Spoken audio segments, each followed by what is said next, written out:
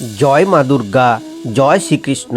প্রিয় ভক্তবৃন্দ, আজকের এই নতুন ভিডিওতে আমরা জানব নবরাত্রি কি, বাসন্তী দুর্গা পূজার নবরাত্রিতে মা দুর্গার 9টি রূপ কি কি, 2026 সাল বাংলা 1432-এ নবরাত্রি পালনের সঠিক তারিখ কি, এছাড়া নবরাত্রির পৌরাণিক কাহিনী কি।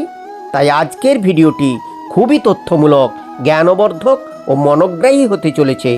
প্রথম থেকে শেষ পর্যন্ত অবশ্যই ভক্তি, শ্রদ্ধা ও মনোযোগ সহকারে শ্রবণ করুন। সূর্য ও চন্দ্রের অবস্থান যোগে বছরে মোট 4বার নবরাত্রি পড়ে। এই 4বারই মা দুর্গার পূজা করা হয়। এর মধ্যে 2বার প্রকাশ্য আর 2বার অপ্রকাশ্য বা গুপ্ত। প্রকাশ্য নবরাত্রিগুলি হলো শারদীয় নবরাত্রি এবং বাসন্তী বা চৈত্র নবরাত্রি। আর আষাঢ় মাসের শুক্লপক্ষে যে গুপ্ত নবরাত্রি হয় তাকে বারাহী নবরাত্রি বলা হয়। এই সময় শ্রী শ্রী চণ্ডী বর্ণিত অষ্টমাত্রিকার বারাহী দেবীর পূজা করা হয়। এছাড়া মাঘ মাসের শুক্লপক্ষে একটি গুপ্ত নবরাত্রি পালিত হয়, তাকে মাতঙ্গী নবরাত্রি বলা হয়। এখন আমরা জানব 2026 সালে বাংলা 1432-এ বাসন্তী নবরাত্রি কবে থেকে শুরু হচ্ছে আর কবে শেষ হচ্ছে। চৈত্র বা বাসন্তী নবরাত্রি শুরু হচ্ছে 19শে মার্চ 2026 বাংলা 4ঠা চৈত্র 1432 বৃহস্পতিবার থেকে, যা শেষ হচ্ছে 27শে মার্চ 2026 বাংলা 12ই চৈত্র 1432 শুক্রবার রামনবমী ব্রতের মাধ্যমে। বাসন্তী বা চৈত্র নবরাত্রিতে 9 দিন ধরে মা দুর্গার 9 রূপের পূজা করা হয়। বিশ্বাস করা হয় যে এই পুজোর মাধ্যমে অশুভ শক্তির বিনাশ আর শুভ শক্তির সূচনা হয়। হিন্দু পৌরাণিক কাহিনী অনুসারে জানা যায়, চৈত্র নবরাত্রিতে দেবী দুর্গার পূজা ও আরাধনার মাধ্যমে মহাবিশ্ব সহ সকল প্রাণীর জন্মকে স্মরণ করা হয়। মনে করা হয় যে মা দুর্গা এই সময় তার 9টি রূপের মাধ্যমে মহাবিশ্বের সমস্ত অশুভ শক্তি নাশ করে সকল জীবের মঙ্গল কামনায় শুভ শক্তির সূচনা করেন। আবার হিন্দু পুরাণ অনুসারে দেবাদিদেব মহাদেবের অনুমতি নিয়ে মা দুর্গা বাসন্তী নবরাত্রির সময় তার মায়ের বাড়িতে 9 দিন কাটিয়েছিলেন এবং তিনি এই সময় অসুর রাজ মহিষাসুরকে বধ করে পৃথিবীকে পাপমুক্ত করেন ও পুণ্য সঞ্চার করেন।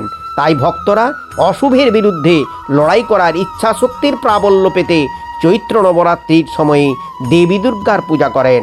এই সময় মা দুর্গার 9টি ঐশ্বরিক অবতারকে আরাধনা ও পূজার মাধ্যমে স্মরণ করা হয়।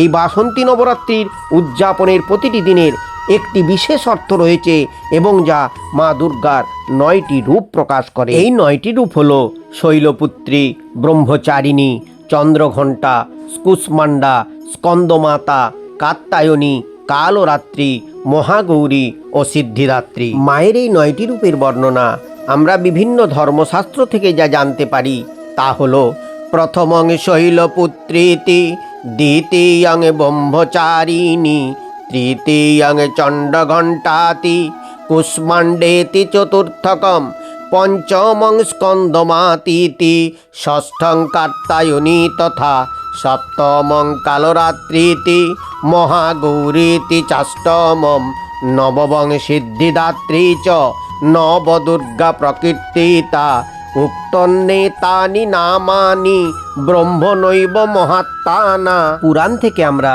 এও জানতে পারি যে ভগবান বিষ্ণুর মানবীয় রূপের 7ম অবতার হিসাবে ত্রেতা যুগে দুষ্টের দমন, সাধুদের পরিত্রাণ ও ধর্ম সংস্থাপনার জন্য ভগবান শ্রীরামচন্দ্রের আবির্ভাব হয়।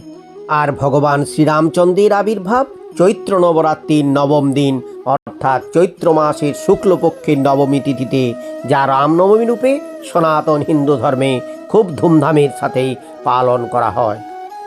যদা যদা হি ধর্মস্য গ্লানির্ভবতি ভারত, অভ্যুত্থানং অধর্মস্য তদাত্মানং সৃজাম্যহম, পরিত্রাণায় সাধুনাং বিনাশায় চ দুষ্কৃতাম, ধর্ম সংস্থাপনার্থায় সম্ভবামি যুগে যুগে। ভিডিওটি ভালো লাগলে লাইক করুন, আর আমাদের চ্যানেলে নতুন হয়ে থাকলে আমাদের প্রোগ্রেসিভ কালচার চ্যানেলটিকে সাবস্ক্রাইব করে আমাদের সাথে থাকুন। কমেন্টে জয় মা দুর্গা লিখুন, আর আত্মীয় স্বজন ও পরিচিত সনাতনী হিন্দু বন্ধুদের শেয়ার করুন। সকলে নবরাত্রি ব্রত পালন করুন। মায়ের কৃপায় সকলে ভালো থাকুন, সুস্থ থাকুন, দীর্ঘজীবন লাভ করুন। জয় মা দুর্গা।